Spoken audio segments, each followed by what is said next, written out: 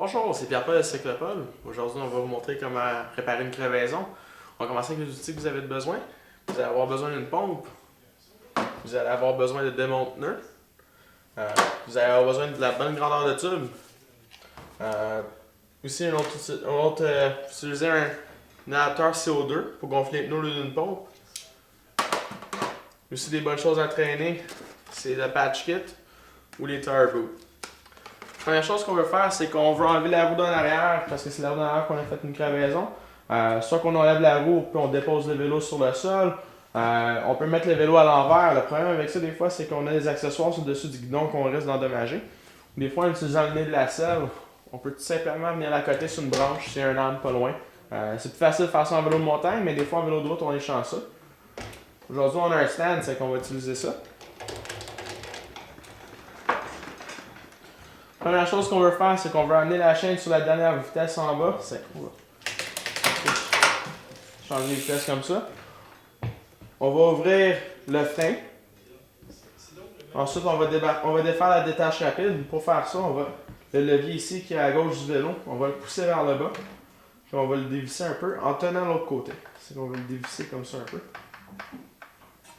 La roue devrait sortir d'elle-même. Des fois, il faut pousser un peu sur le dérailleur puis serrer un peu les mains.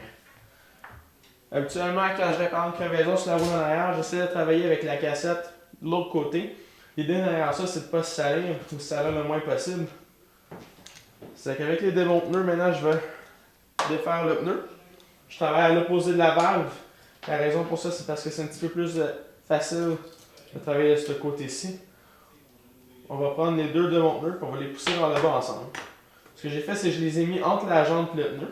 Sur le dessus, on a défait une petite section de pneu. On peut prendre un autre. On peut aller se défaire une petite section. On peut utiliser nos mains en poussant vers le bas comme ça. Ou aussi, on peut prendre un autre démonte-pneu, travailler comme ça ici tout le tour.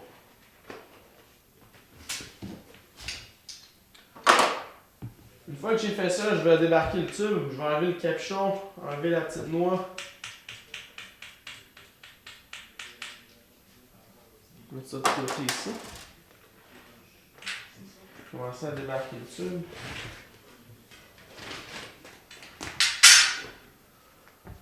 Une fois que j'ai sorti le tube, avant de mettre le nouveau tube, ce que je vais faire, c'est que je vais mettre un petit peu d'air dans celui-ci. Je vais essayer de trouver c'est quoi la cause de la crevaison. Parce que la cause de la crevaison, pour qu'elle se retrouve encore dans le pneu, c'est qu'en mettant un petit peu d'air, on peut écouter avec le son, voir où est-ce que l'air sort. On peut passer notre main aussi. On va essayer de trouver la cause de la crevaison. On va passer notre main dans le pneu ensuite. Quand on fait ça, on fait attention parce que des fois, il pourrait y avoir un morceau de vitre dans le pneu qu'on pourrait se couper. Mais on passe notre main dans le pneu. On vérifie le ruban de jante en même temps, s'assurer qu'il couvre bien la jante. Il fait encore sa job. Si jamais je trouverais un gros trou dans le pneu, c'est là ici que c'est un genre de patch pour le pneu. C'est une solution temporaire. Si jamais il y aurait un gros trou qui empêcherait de remplacer le tube, des fois on peut utiliser l'emballage d'une power bar. En ce moment, on n'a pas besoin, c'est qu'on va utiliser le nouveau tube. Je vais sortir ça de la boîte.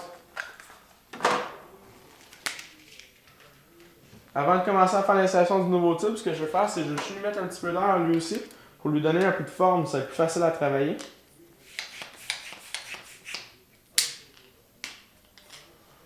Une fois que j'ai fait ça,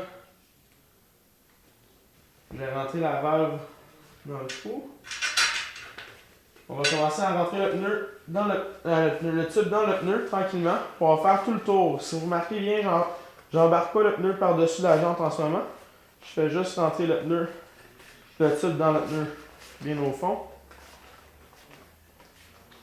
Une fois que ça c'est fait, là, je peux commencer à embarquer le pneu par-dessus la jante. Je travaille avec mes mains, je travaille pas avec des outils.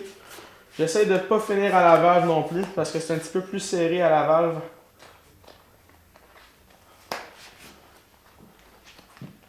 Ça, c'est une étape qu'on fait entièrement à la main. La raison pour ça, c'est que si on utilise des outils, on risque de pincer le tube. Si on est sur le bord de la route avec un tube de sphère, qu'on pince notre tube de sphère, on n'est pas très avancé. C'est là aussi que le patch kit va être pratique. Mais on veut éviter de se rendre jusque-là. Celui-là est un petit peu plus difficile aujourd'hui.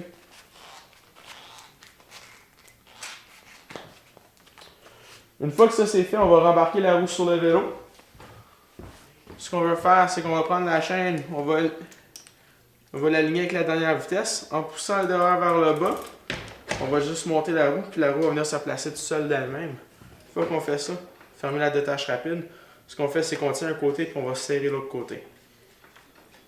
Ensuite de ça, quand on va lever le levier pour la barrer, on veut s'assurer que le levier commence à avoir de la résistance à peu près à la moitié de sa course. Une fois que ça c'est bien fait, on va fermer le frein parce qu'on ne veut pas oublier ça tantôt. Ensuite, on peut passer à l'étape suivante qui est de le gonfler le nouveau pneu.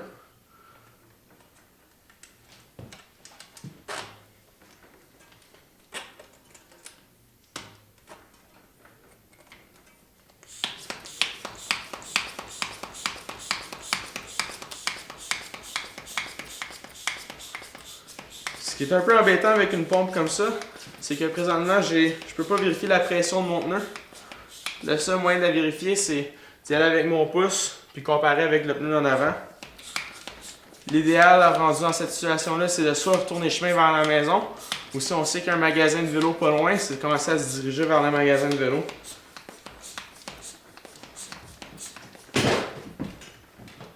Une fois que j'ai bien gonflé mon pneu, je vais fermer la valve. On va remettre le capuchon. Avant de redéposer le vélo à terre, la dernière chose qu'on va faire, c'est de mettre une vitesse qui va être un peu plus facile. Comme ça va être facile de redémarrer. Avec le vieux tube, ce qu'on veut faire, c'est qu'on veut le plier. On veut le mettre dans la poche en arrière de notre maillot. On va l'amener chez Cyclopole parce qu'on a un programme de recyclage de pneus. Il y a plusieurs d'autres magasins qui vont avoir ça aussi maintenant. Mais on recycle les vieux pneus, les vieux tubes. C'est que si vous nous amenez ça, on met ça dans une boîte, on envoie ça là-bas. Puis c'est fait. C'est tout. Merci.